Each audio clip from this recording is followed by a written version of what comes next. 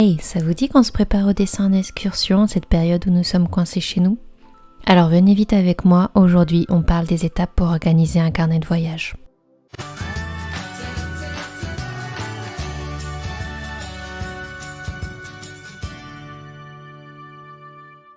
Alors qu'est-ce qu'on emmène comme matériel pour dessiner en extérieur? Peu importe si on va juste une journée au bord de la mer ou qu'on prenne l'avion pour aller à l'autre bout du monde, il faut pouvoir peindre avec très peu de matériel durant votre voyage pour que ce soit pratique à transporter. Pour cela, j'emmène avec moi pour la phase de croquis un crayon papier aquarellable que j'adore.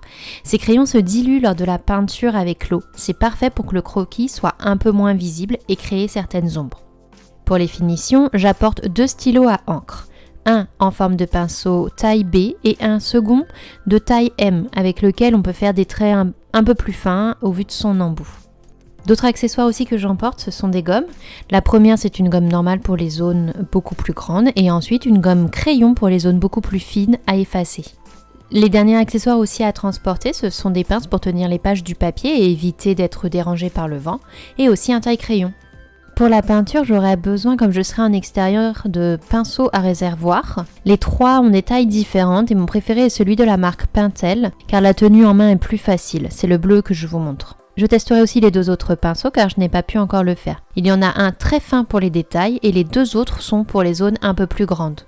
Le deuxième accessoire pour la peinture, c'est bien évidemment ma petite palette de peinture de chez Talens avec le strict minimum des couleurs, c'est-à-dire exactement 12. Il faudra alors faire des mélanges, chose que je fais très peu, on verra ce que ça peut donner. Pour emporter tout ça et que ça reste bien compact, j'ai une trousse Derwent qui a 2 pochettes, la première avec une fermeture hermétique et la deuxième en filet. Et bien sûr le point central pour un carnet de voyage, le carnet. J'ai choisi le carnet Watercolor Book en format A5 de la marque Annemühle. Il possède 60 pages de 200 grammes. Je vais pouvoir tester ce qu'il vaut car je ne connais pas ce carnet, mais par contre je connais très bien cette marque. Avec tout ce matériel, je vais voir si j'arrive à peindre d'après réel. Je vous emmène avec moi. Avant de se lancer dans le carnet de voyage, je voulais savoir comment j'allais organiser mes idées et aussi décider du résultat que j'attends. Pour cela, j'ai fait plusieurs recherches.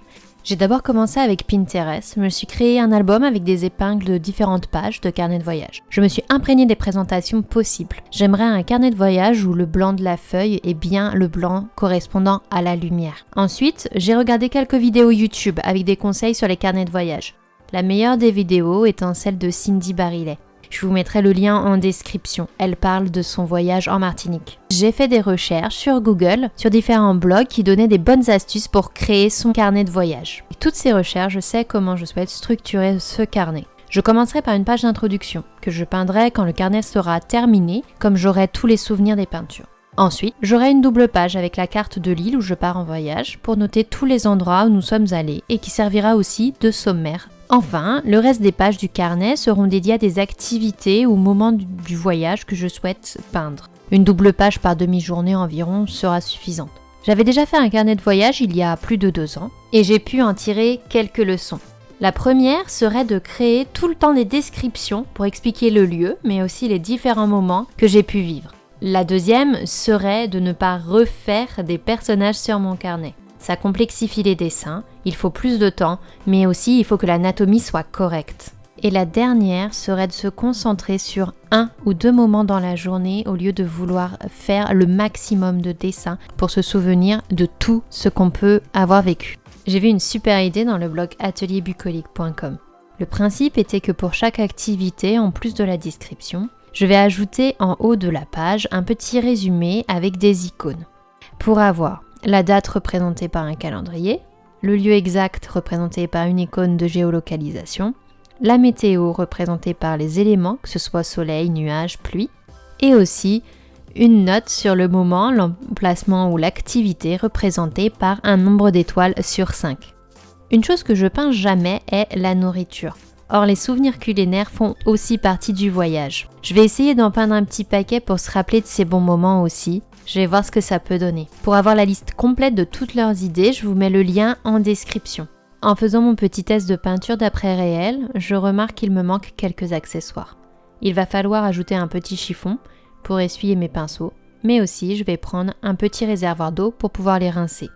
Les pinceaux à réservoir d'eau peuvent être pratiques pour ne pas transporter de grandes réserves. Mais il m'est nécessaire de nettoyer mon pinceau régulièrement, alors je vais trouver un petit réservoir qui rentre dans ma pochette.